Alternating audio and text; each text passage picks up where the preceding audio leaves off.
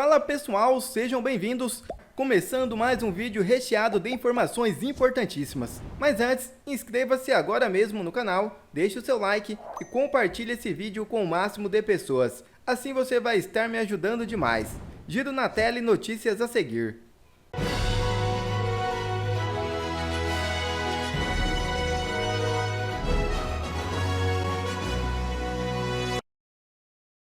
Valdemar tem plano para fazer Bolsonaro concorrer em 2026. É isso mesmo. O recente movimento político de buscar anistia para o ex-presidente Jair Bolsonaro está ganhando atenção significativa. Valdemar da Costa Neto, presidente do Partido Liberal, se manifestou publicamente seu apoio à reintegração política de Bolsonaro, especificamente para futuras eleições presidenciais. Em uma entrevista, Valdemar destacou que a anistia é uma prioridade e precisa ser discutida com o presidente da Câmara dos Deputados, Arthur Lira.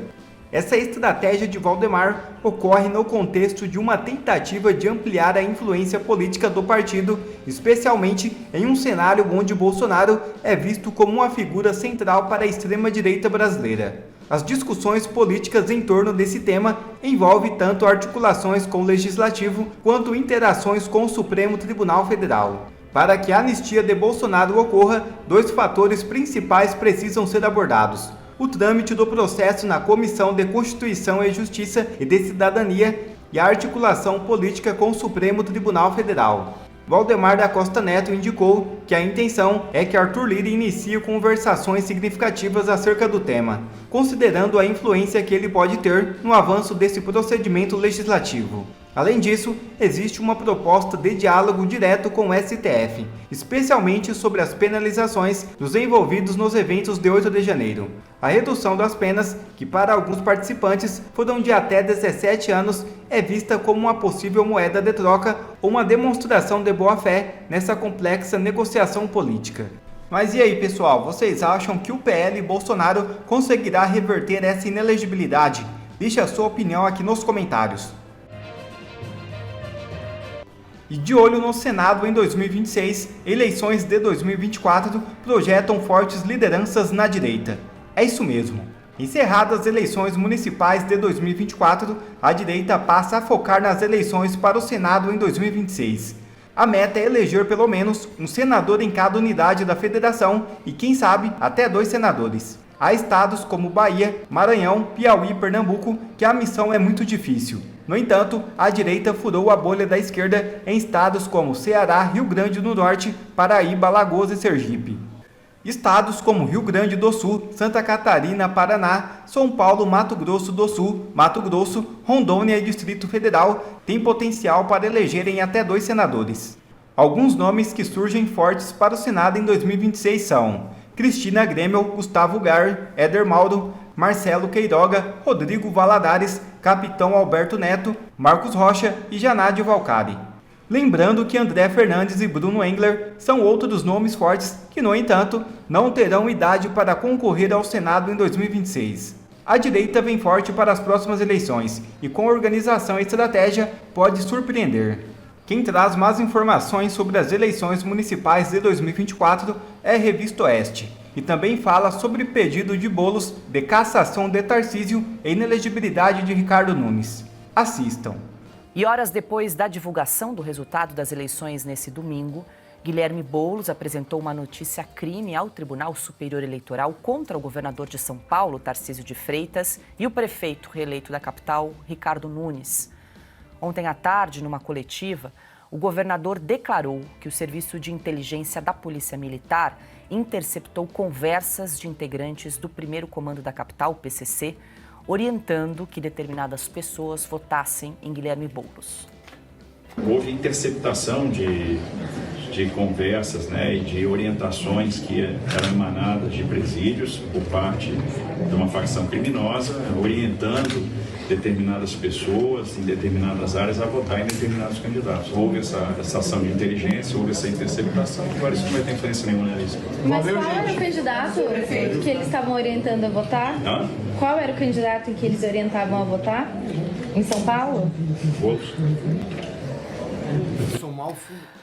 Ainda no domingo, a campanha de Guilherme Boulos protocolou 2 medidas na Justiça Eleitoral contra Tarcísio de Freitas e Ricardo Nunes. Uma das ações, se resultar em condenação, pode levar à inelegibilidade de Tarcísio, de Ricardo Nunes e do vice Melo Araújo por 8 anos. O governo de São Paulo comunicou que vai encaminhar ao Ministério Público as supostas cartas atribuídas ao PCC com orientações para os familiares votarem em Guilherme Boulos.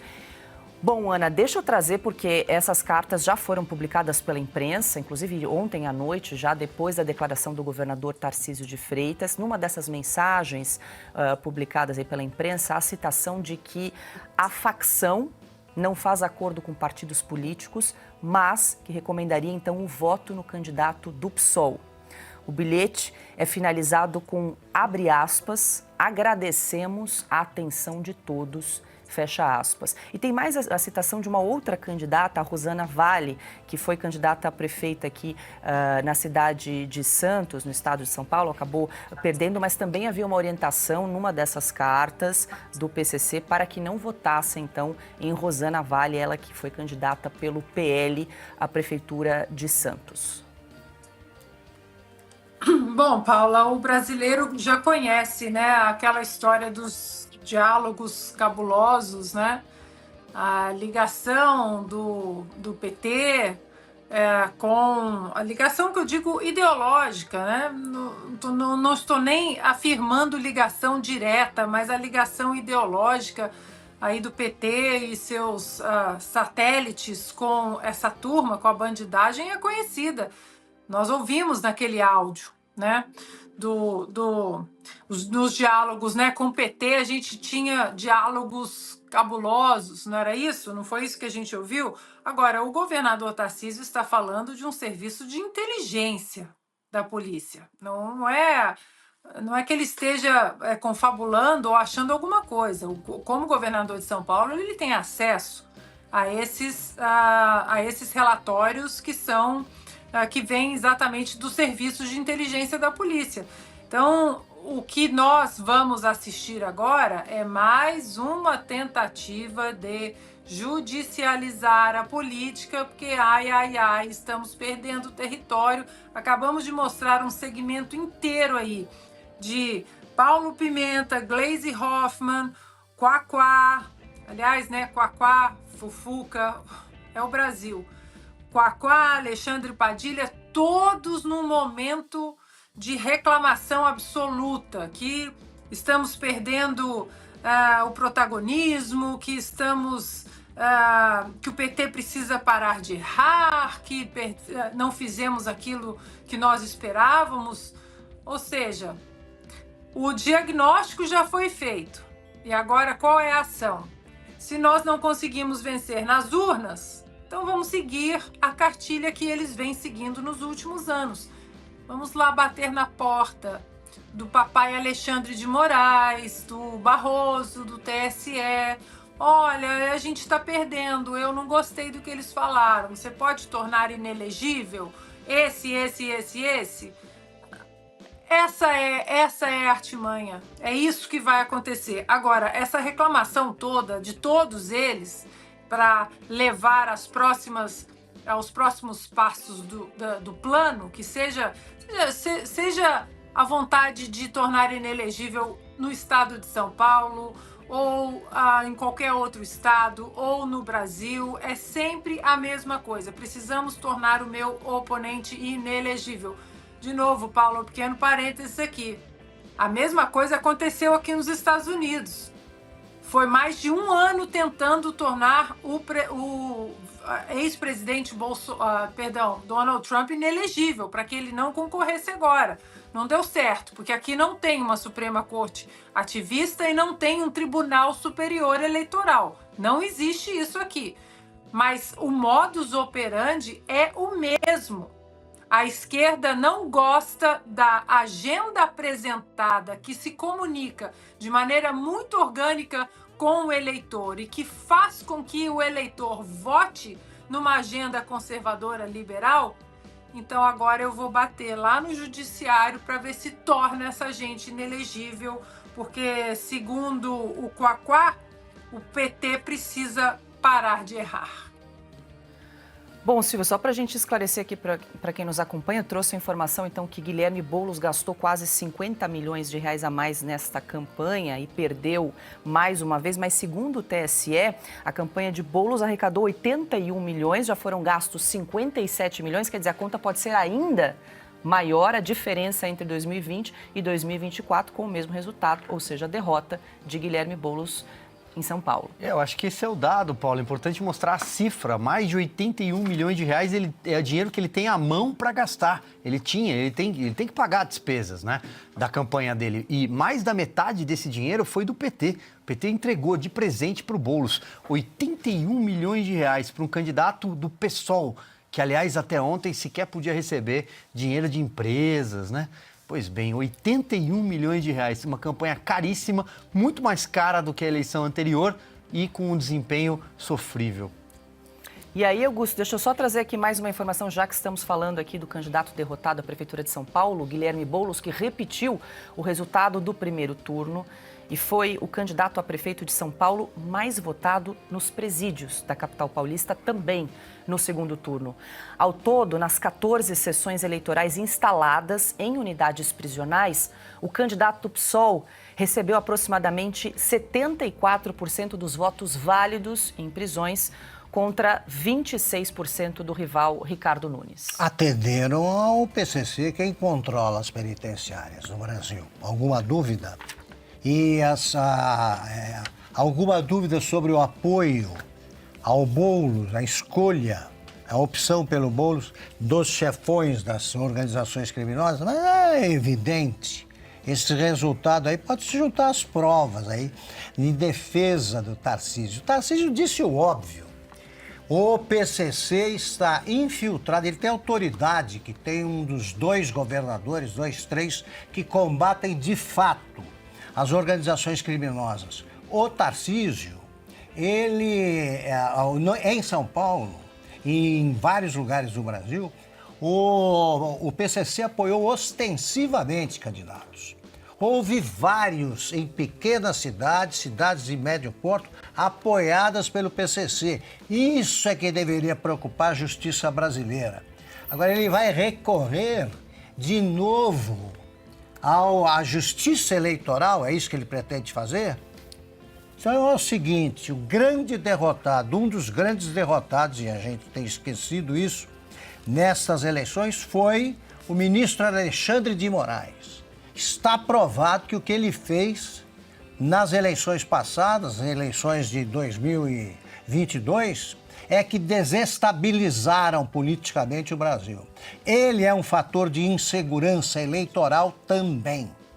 Insegurança jurídica, eleitoral. Bastou ele sair de cena e bastou um pouco de discrição da ministra Carmen Lúcia para que o brasileiro votasse em paz.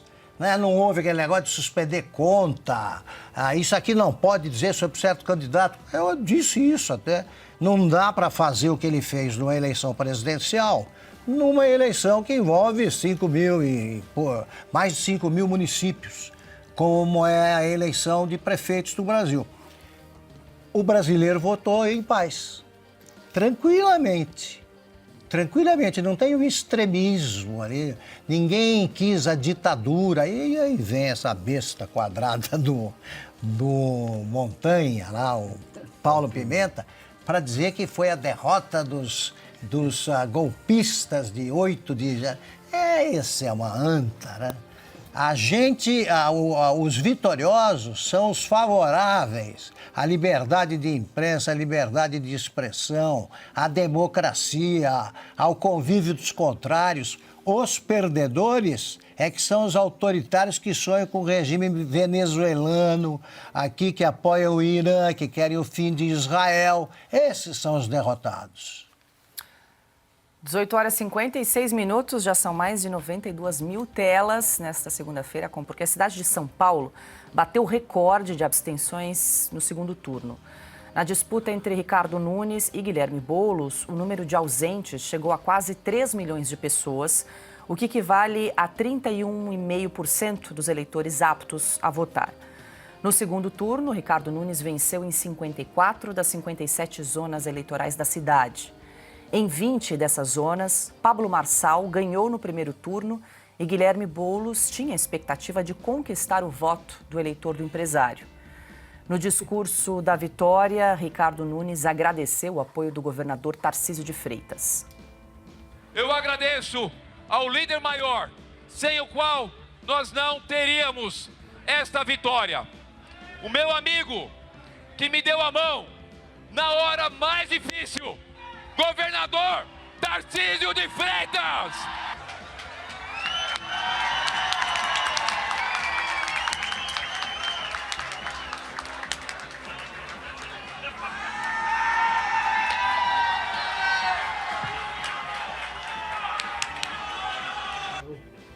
Ricardo Nunes mencionou o ex-presidente Jair Bolsonaro, a quem agradeceu pela indicação do vice, Melo Araújo. Quero agradecer também o meu companheiro de chapa, um herói, um verdadeiro herói, Coronel Melo Araújo.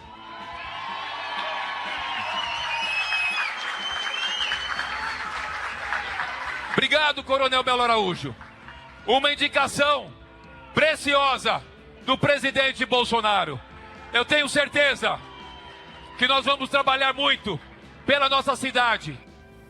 Bom, Piotr, aqui 2 pontos. A gente ressalta, então, o alto número de abstenções na cidade de São Paulo, 31,5%. Já falamos aqui que Boulos, inclusive, perdeu para as abstenções, uma diferença aí de 707 mil votos. Inclusive, a ministra Carmen Lúcia, que é presidente do TSE, disse que vai encomendar uma pesquisa para entender a abstenção nas eleições no Brasil, que foi bastante alta, até algo para se discutir, né, a respeito da obrigatoriedade do voto no país. E a gente também traz aqui a declaração, o primeiro discurso de Ricardo Nunes, agora reeleito prefeito de São Paulo, em que ele traz a importância, o protagonismo de Tarcísio de Freitas para essa eleição. Tarcísio que teve aí um papel fundamental na candidatura, na campanha do Nunes. Vou começar pela Carmen Lúcia. Eu espero que realmente o TSE queira saber o porquê dessa abstenção. Talvez a resposta esteja lá em 2022. O eleitor brasileiro que viu tudo o que aconteceu em 2022, aquela eleição, na cabeça do eleitor ainda não terminou. Isso é muito claro. Vamos falar aqui em pesquisa de ciências sociais sérias, as que produzem pesquisa de verdade. Não o que a gente vê aí de cientista social que virou membro de partido. Não é disso que eu estou falando. Estou falando de pesquisa social séria. Se a gente olhar profundamente, a resposta está em 2022. A forma como o TSE atuou, que o Augusto e o Silvio já fizeram menção aqui, a forma como o eleitor talvez não se viu representado, não confiou, e não é direito do eleitor, ele pode discordar. Na democracia, discordância de resultado, aliás, a justiça tem uma expressão que ela adora usar, o jus esperneandi, o sujeito que perde tem direito a reclamar e não vai processar o sujeito porque ele está reclamando. Acabou. Esse é um fato. A eleição, a explicação para essa abstenção talvez esteja na eleição de 2022. Muita gente pode ter chegado à conclusão de que, por que eu vou votar? Talvez não seja contado o meu voto. Então, talvez precise se analisar novamente as urnas eletrônicas e talvez elas precisem desse voto de confirmação impresso, que obviamente no eventual questionamento isso poderia ser levado em conta. Ministra, nós estamos falando aqui a sério. Eu suponho que a senhora queira saber realmente a sério o porquê da abstenção. Então, vamos discutir. Vamos liberar o Brasil para debater democraticamente as coisas sem o medo de um processo no TSE, de um inquérito qualquer desses do Supremo Tribunal Federal. Vamos deixar os brasileiros praticarem a democracia que foi arduamente conquistada pelos que me antecederam. Eu só sou beneficiário da democracia. Acho que eu não sou, inclusive, nem suspeito disso aí. Eu não estava lá, eu era criança nessa época. Eu só torci pela democracia e ela veio. Hoje, eu só existo como jornalista porque existiu a democracia antes de mim. Então, vamos debater, vamos deixar os brasileiros questionarem o processo eleitoral, questionarem o TSE sem serem presos. Aí você vai entender, mas por que os brasileiros que sempre compareceram às urnas, que lutaram para ter voto direto, e nem faz tanto tempo assim, me refiro aos anos 80, a emenda Dante Oliveira, a senhora sabe muito bem do que eu estou falando, que infelizmente foi derrotada naquele momento, mas depois, em 89, veio a eleição direta para presidente da República. Se a gente parar para pensar verdadeiramente, a gente vai ter respostas. O que foi de tão estranho na última eleição para desencorajar brasileiros a votarem nesta eleição? O que foi tão... O TSE foi uma coisa muito diferente do que era até então. Bom, então talvez isso mereça ser analisado.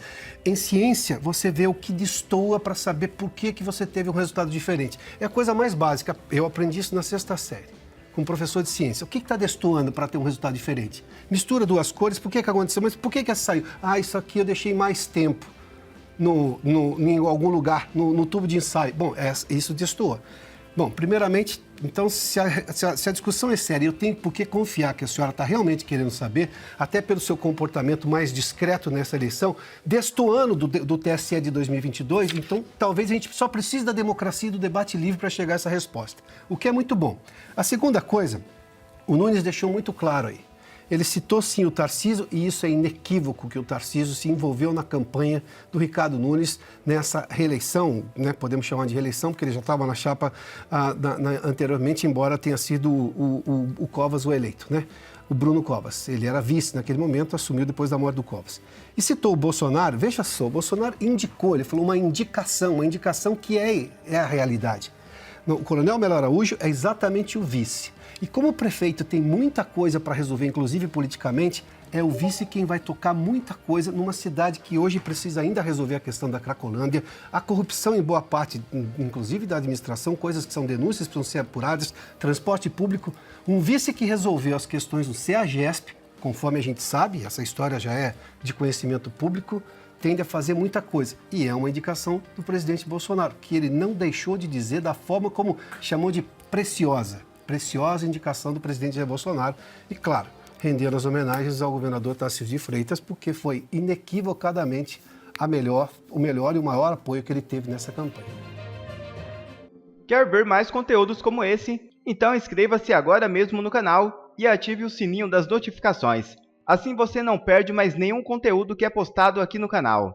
E também já deixe o seu like para o YouTube ajudar a divulgar o nosso trabalho. Fico por aqui e que Deus abençoe a todos.